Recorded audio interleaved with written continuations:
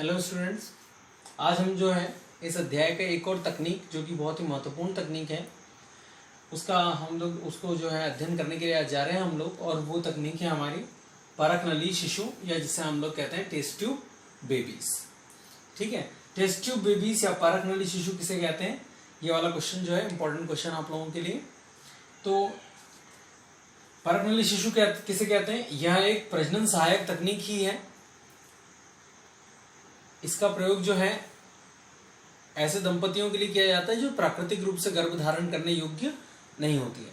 या मैं आप लोगों के लिए जो है आंसर स्टार्ट करूं कि जब कभी जो है महिलाएं प्राकृतिक रूप से गर्भ धारण करने योग्य नहीं होती हैं तो उन्हें गर्भ धारण करने के लिए जो है परकनली शिशु तकनीक का प्रयोग किया जाता है। इस तकनीक में क्या किया जाता है, इस तकनीक में सबसे पहले अजर्मीकृत परिस्थितियों में, अजर्मीकृत मतलब कि जिसमें किसी प्रकार का संक्रमण ना हो, जिसमें किसी प्रकार का इन्फेक्शन ना हो, तो इस विधि में क्या किया जाता है, इस विधि में सबसे पहले अजर्मीकृत परिस्थिति में या तो अंडाशय से या तो अंडवाहिनी से, ठीक है, अंडाशय से निकलकर अंडाणु कहां आता है, अंडवाहिनी में, तो या तो अंडाशय से या अंडवाहिनी से दोनों में से किसी भी स्थान से जो है अंडाणु को प्राप्त कर लिया जाता है। ठीक है, तो क्या किया जाता है, सबसे पहले जो है अजर्मीकृत परिस्थितियों में, अजर्मीकृत स्थिति यानी कि ऐसी स्थिति जिसमें कोई संक्रमण ना हो, तो परकनली शिशु जो है जब महिलाएं प्राकृतिक रूप से गर्भ धारण करने योग्य नहीं होती हैं तो परकनली शिशु का तकनीक का प्रयोग किया जाता है। इस तकनीक में जो है सर्वप्रथम अजर्मीकृत परिस्थितियों में अंडाणु को जो है शरीर से, अंडाणु को अंडाशय या अंडवाहिनी से बाहर निकाला जाता है। अब इस अंडाणु को जो है परकनली में रखते हैं हम लोग। ठीक है, जैसे कि हम लोगों ने कहा परकनली शिशु, तो अब इस अंडाणु को हम लोग रखते हैं परकनली के अंदर। ठीक है, यहां परकनली में रखते हैं और इस परकनली में इस अंडाणु को स्त्री के पति के जो है शुक्राणु के द्वारा निषेचित करवाया जाता है। ठीक है, सबसे पहले क्या किया, अंडाशय या अंडवाहिनी से हमने अंडाणु को बाहर निकाल लिया।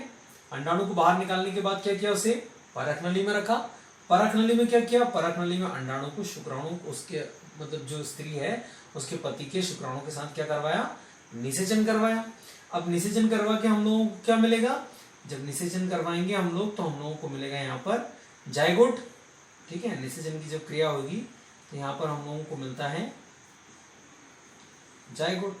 अब जो है ये जायगोट जो है यहीं पर जो है विभाजन भी प्रारंभ कर देता है। यहाँ पे हम लोगों ने करवाया इसका निषेचन और निषेचन करने पर बना, ठीक है, थोड़ा क्लियर हो जाएगा।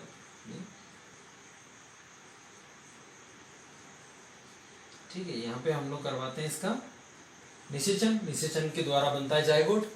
यह जायगोट जो है यहीं पर विभाजन प्रारंभ कर देता है। हम लोगों ने कहा था ना विदलन होता है, विदलन की क्रिया में 1 से 2 से 4 होते होते जो है बढ़ती जाती कोशिका और धीरे धीरे जाकर ब्लास्टुला अवस्था तक को ग्रहण कर लेता है। यानी कितने कोशिकीय हो जाता है, 32 कोशिकीय हो जाता है ये। ठीक है, जब ये भ्रूण जो है 32 कोशिकीय हो जाता है यानी कि ब्लास्टुला अवस्था में पहुंच जाता है, तो इस फिर जब ये 32 कोशिका वाला हो जाता है तो फिर इस 32 कोशिकीय भ्रूण को जो है यहां से पुनः गर्भाशय में रोपित कर दिया जाता है या गर्भाशय में स्थानांतरित कर दिया जाता है। इसका जो आगे का विकास होता है वो यहीं पर होता है तथा जब इस तकनीक के द्वारा किसी शिशु का जन्म होता है तो शिशु को हम लोग बुलाते हैं परकनली शिशु या टेस्ट ट्यूब बेबी।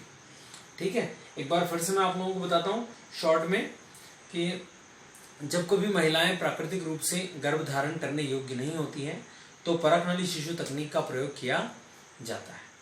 ठीक है, इस तकनीक में क्या किया जाता है, इस तकनीक में सर्वप्रथम अंडाशय या अंडवाहिनी से अजर्मीकृत परिस्थितियों में, ठीक है, अजर्मीकृत परिस्थितियों में अंडाणु को प्राप्त किया जाता है।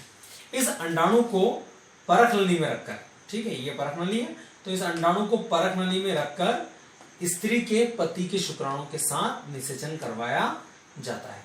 निषेचन की क्रिया द्वारा बना जायगोट, निषेचन की क्रिया द्वारा क्या बनता है, जायगोट। तो निषेचन की क्रिया द्वारा बना जायगोट जो होता है वो यहीं पर विभाजन प्रारंभ कर देता है तथा विभाजन के द्वारा जब 32 कोशिकीय भ्रूण बन जाता है, ठीक है, 32 कोशिकीय जो भ्रूण है जब वो तैयार हो जाता है, तो जब भ्रूण 32 कोशिकीय हो जाता है तो इस 32 कोशिकीय भ्रूण को पुनः गर्भाशय में रोपित कर दिया जाता है या गर्भाशय में स्थानांतरित कर दिया जाता है, ठीक है।